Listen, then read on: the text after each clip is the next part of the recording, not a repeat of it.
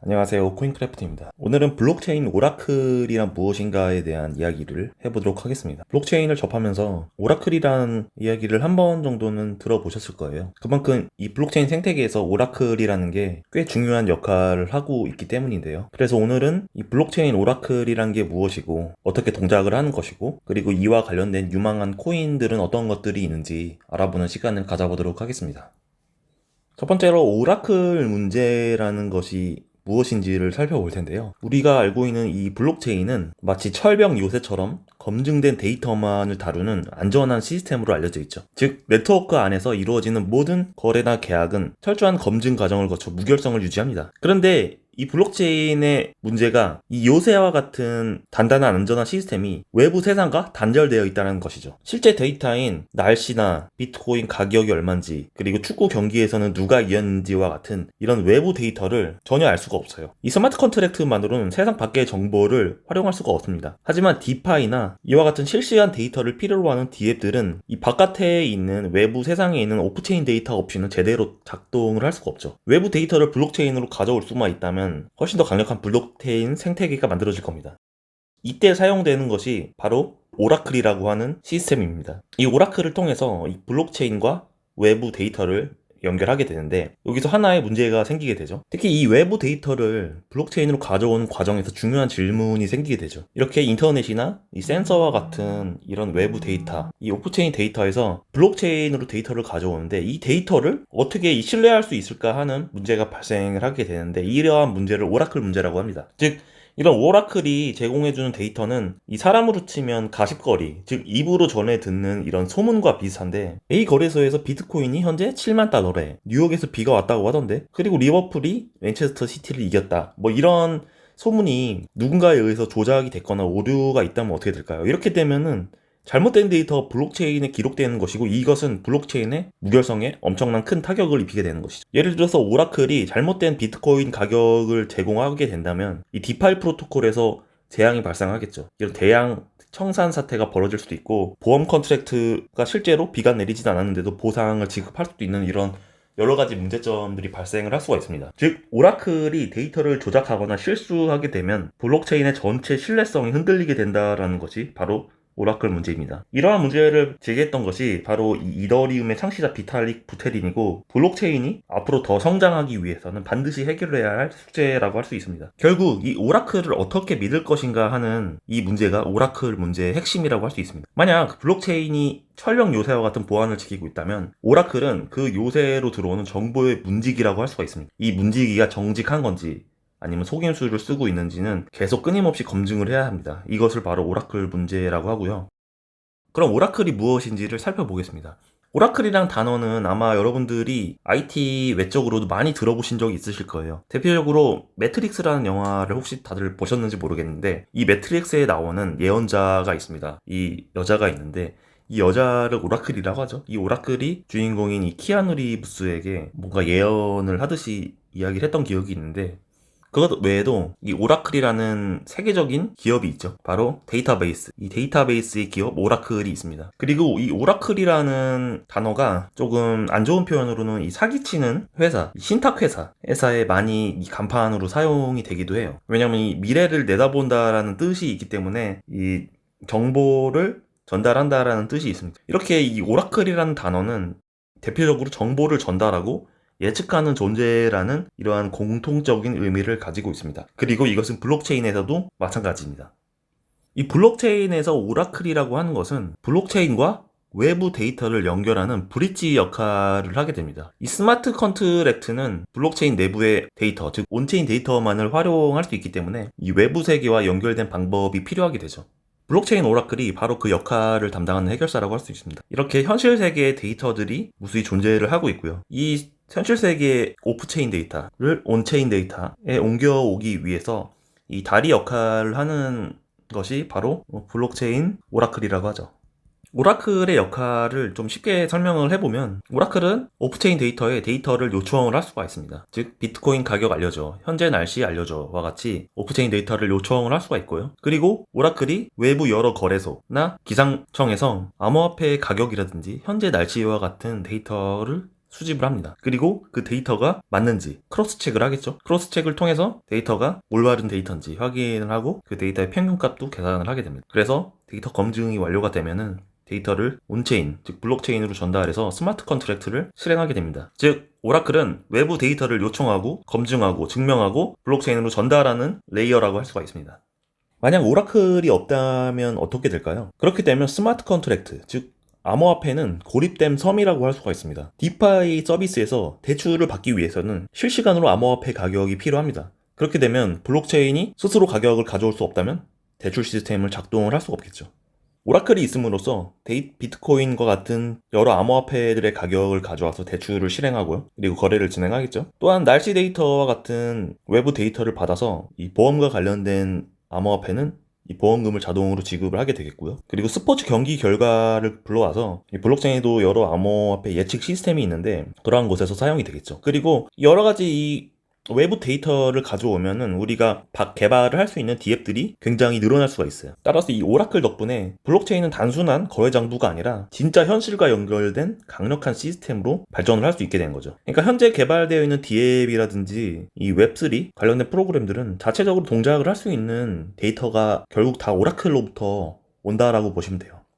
이 데이터의 종류는 무궁무진한데 대표적으로는 금융 데이터가 있죠. 이 암호화폐 시세라든지 이 주식 가격 같은 것들이 있고 이 날씨 같은 것들도 현재 이런 예측 시장에서 많이 사용이 되고 있기 때문에 날씨 정보도 많이 갖고 오고 있어요. 그리고 스포츠라든지 뭐 특정 이벤트 결과, 이 경기 승패라든지 선거 결과, 그리고 이런 IoT, 사물 인터넷과 관련된 센서가 데이터를 수집을 하는데 그런 데이터에 대한 기록들. 그래서 이 오라클이 없다면은 이 블록체인은 그냥 비트코인이나 이더리움이나 그냥 레이어 1이나 레이어 2 개발에서 그냥 머물러 있어야 돼요. 그 위에 있는 디앱들은 하나도 개발이 되지 못하는 거예요. 그러니까 실생활로 확장이 블록체인이 되려면은 반드시 이 오라클이라는 시스템이 있어야지만 가능한 거라고 할 수 있죠.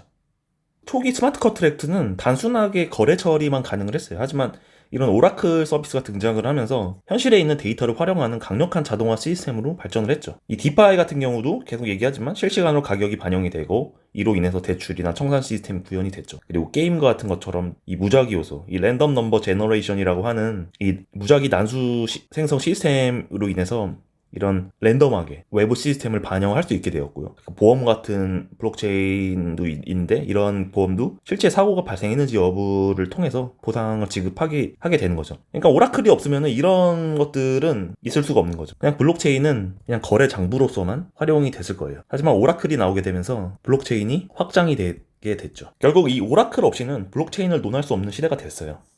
여러 가지 플랫폼이 있지만 크게 두 가지 방식으로 나뉘게 되는데 이 서드 파티 오라클이 있고 퍼스트 파티 오라클이 있습니다. 어떤 차이가 있는지 살펴보면은 크게 데이터를 제공하는 방식과 이 데이터를 어떻게 신뢰하는지에 따라서 차이가 있죠. 이 3자가 데이터를 검증을 하는 방식을 서드 파티 방식이라고 하고요. 데이터를 제공하는 사람이 직접 정보를 전달하는 것을 서드 파티라고 하죠. 이렇게 그림에서 보시면 이렇게 오프체인 데이터가 여기 있고 데이터를 오라클에 전달해 줍니다. 그럼 이 서드 파티 같은 경우는 데이터를 검증하는 사람이 따로 있어요. 그래서 이 사람들이 블록체인을 유지하는 이 채굴자나 검증자 역할을 하는 거라고 볼 수가 있고요. 그리고 제공자는 따로 있어서 이 채굴자나 검증자들에게 데이터를 주고 이 사람들이 데이터 검증이 완료되면 블록체인에 데이터를 넘겨주는 방식이고, 이 퍼스트 파티는 이 데이터를 제공하는 사람이 검증자 역할도 같이 하는 거예요. 그러니까 이 사람들이 결국 다 독식을 하는 거죠. 그래서 제공자가 직접 검증까지 해서 이렇게 데이터를 전달해주고 하는 거죠. 그래서 이 서드파티랑 퍼스트파티 오라클은 결국 누가 더 좋은지 논쟁은 계속 아직까지 많이 있는데, 사실 이 블록체인에 최적화된 것은 바로 이 서드파티 오라클이라고 할 수 있어요. 근데 아무래도 단계가 많이 있기 때문에 속도가 느려지고 수익이 배분되기 때문에 좀 수익 악화성이 있는데, 이 퍼스트파티 오라클은 아무래도 굉장히 빠르고 효율적이라고 할 수 있죠. 그리고 수익도 높고, 하지만 블록체인 방식에는 최적화되지 않았기 때문에 이 제공자가 중앙화될 가능성이 높다라는 이야기가 많이 있습니다. 이따가 자세하게 더 코인에 대해서는 설명을 드리겠지만, 대표적으로 서드파티 오라클은 이 오라클의 대장주죠. 이 체인링크가 있고요. 그리고 떠오르는 밴드 프로토콜이 있죠. 그리고 퍼스트파티 오라클은 이 피스 네트워크라고 하는 최근에 개발된 이 오라클, 디파이만을 위한 오라클이 있습니다. 관심 있게 지켜보고 있는 오라클 블록체인 프로젝트라고 할 수도 있고요. 어떤 오라클이 좋은지에 대해서는 아직까지 굉장히 많은 논쟁이 있지만 사실 저는 크게 의미는 없다고 생각해요. 왜냐면 프로젝트의 성격에 따라서 달라지게 선택을 하면 되는 거고, 실제로 탈중앙화성이나 신뢰성이 정말로 중요한 프로젝트라면 서드파티 오라클을 사용하는 게 맞고요. 무엇보다 속도가 중요하고 비용이 절감을 시키고 싶다면 퍼스트파티 오라클을 사용해야겠죠. 그래서 현실 세계에서는 아직까지는 서드파티 오라클을 선호하고 있지만 현재 이 퍼스트파티 오라클, 즉 피스 네트워크가 굉장히 많이 성장을 하고 있기 때문에 관심 있게 지켜볼 필요가 있죠. 그리고 이 두 가지 방식을 결합한 하이브리드 형태의 오라클도 점점 발전을 할 거라고 보고 있습니다. 이 많은 분들이 오라클에 대해서 지금 AI라든지 게임, 메타버스 이런 특정 테마에만 많이 관심을 갖고 있는데 이 오라클 생태계도 굉장히 블록체인과 뗄래야 뗄 수 없는 생태계이기 때문에 이 오라클 생태계도 많이 관심을 갖고 있으면은 크게 수익을 볼 수 있는 분야이기도 해요. 그래서 이제 시장에 나와 있는 주요 블록체인 오라클 플랫폼, 즉 암호화폐에는 어떤 것들이 있는지 살펴볼게요. 이 오라클 시장이 사실 경쟁이 굉장히 치열한 분야예요. 그 중에서도 대표적으로 알고 있는 이 체인링크, 그리고 밴드 프로토콜, 이 피스 네트워크 이 세 가지가 가장 주목받는 오라클 플랫폼으로 꼽히고 있습니다. 그럼 각각 하나씩 살펴보도록 하겠습니다. 무엇보다 오라클의 대장주죠. 이 체인링크에 대해서 살펴보겠습니다. 체인링크는 전체 오라클 시장 중에 가장 규모가 크고 점유율이 높은 탈중앙화 오라클 네트워크입니다. 2014년도에 설립이 됐고요. 무엇보다 가장 먼저 설립된 오라클 시장 서비스라고 할 수 있고, 이 서드파티 오라클, 탈중앙화된 모델을 사용하고 있습니다. 즉 여러 개의 노드가 데이터를 검증하고 신뢰성을 보장하는 구조라고 할 수 있고요. 이 체인링크는 지금 웹3 전반적으로 많이 사용이 되고 있어요. 디파이나 NFT, 게임, 보험 등에서 아주 다양하게 사용되고 있고, 이 전체 오라클 시장 점유율의 90%를 차지할 정도로 아주 독보적인 강자로서 현재 두각을 드러내고 있습니다. 이 체인링크는 비탈릭 부테린이 이 오라클 문제를 제기하자마자 빠르게 이 시장에 뛰어들어서 바로 시장을 선점을 했기 때문에 이렇게 시장을 주도할 수 있었고요. 이 레이어 1이나 레이어 2와 바로 통합을 진행했어요. 그래서 여러 가지 이런 블록체인들과 연동이 되고, 아무래도 이 오라클 시장은 데이터베이스 시장이기 때문에 오래 하면 할수록 이득이 되는 구조라고 할 수 있어요. 왜냐하면 데이터가 계속 축적이 되거든요. 그렇기 때문에 앞으로 이 체인링크는 블록체인 시장에서 절대로 사라지지 않을 겁니다. 굉장히 유망한 코인이라고 할 수 있고요. 이 체인링크가 제공하는 이 기능들은 여러 가지 것들이 있는데, 이 크로스체인 인터오퍼레이빌리티 프로토콜이라는 것이 있고, 그냥 데이터의 안정성을 제공해 준다고 보면 될 것 같고요. 그리고 펑션이라는 기능을 통해서 현재 우리가 사용하는 인터넷에서 이 API 어플리케이션 인터페이스를 통해서 이 블록체인 세계에서 쉽게 사용할 수 있도록 지원을 해주고 있습니다. 체인링크는 오라클계의 구글이라고 할 수 있고요. 다른 오라클 시스템이 아직은 따라잡기 굉장히 획기적인 제시하지 않는 이상은 아직까지는 따라잡기는 어려운 상황이라고 할 수가 있습니다.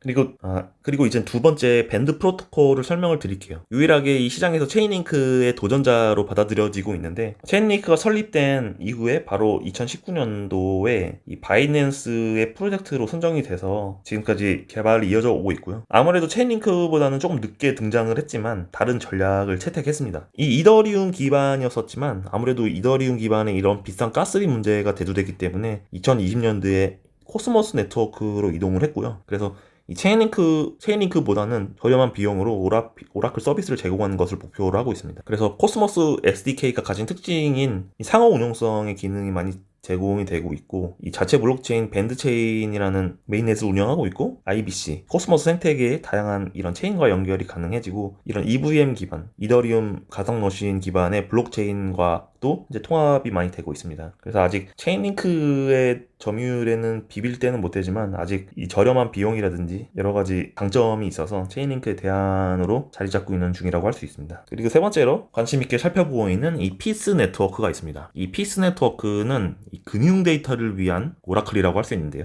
이 전통 금융이나 이 탈중앙화 금융, 디파이의 기관들의 지원을 받아서 출범을 했고요. 아무래도 목표는 빠르고, 이게 키워드예요. 빠르고 정확한 금융 데이터를 제공하는 것을 목표로 하고 있습니다. 아까 두 가지 오라클 구조 중에 이 퍼스트 파티 오라클 모델을 사용하고 있고요. 즉, 이 3자가 데이터를 검증을 하는 것이 아니라 데이터를 제공하는 오라클이 직접 블록체인에 전달을 하는 방식이라고 할 수 있습니다. 그렇기 때문에 이 디파이에 최적화된 형태로 초고속 데이터를 제공을 하고 있고, 특별한 게 온체인 데이터를 집계를 할 수 있는 방식을 사용합니다. 즉 무슨 얘기냐면 수시로 계속 제공을 해주는 것이 아니라 이 데이터의 요청자의 요청이 있을 때만 데이터를 제공을 해서 빠르게 신속하게 제공을 해서 가스비를 절감을 하는 것을 목표로 하고 있죠. 그리고 이 솔라나라든지 EVM 계열의 블록체인과 통합이 되고 있고, 앞으로 디파이 생태계가 성장을 할수록 기대되는 서비스라고 할 수가 있습니다. 그래서 오늘은 이 블록체인 오라클에 대한 설명을 진행을 해봤고요. 그리고 오라클이 어떻게 동작을 하는지, 그리고 실제 오라클을 지원하는 대표적인 암호화폐 3개, 체인링크, 밴드 프로토콜, 그리고 피스 네트워크를 설명을 하고 비교를 해봤고요. 앞으로 블록체인이 발전하고 DApp이 생겨나면서 많이 발전하면 할수록 관심 있게 살펴봐야 할 프로젝트라고 할 수 있고요. 왜 오라클 서비스가 시장에서 많이 소외받는지는 저도 모르겠지만 저희가 앞으로도 계속 관심 있게 살펴봐야 할 섹터라고 할 수 있습니다. 그래서 어떻게 오라클 시장이 변화하고 있는지 지켜봐야 할 것 같고요. 앞으로도 오라클과 관련된 정보가 있으면 또 전달을 해 드릴 수 있도록 하겠습니다. 영상 도움이 되셨다면 좋아요, 구독 부탁드리겠습니다. 시청해주셔서 감사합니다.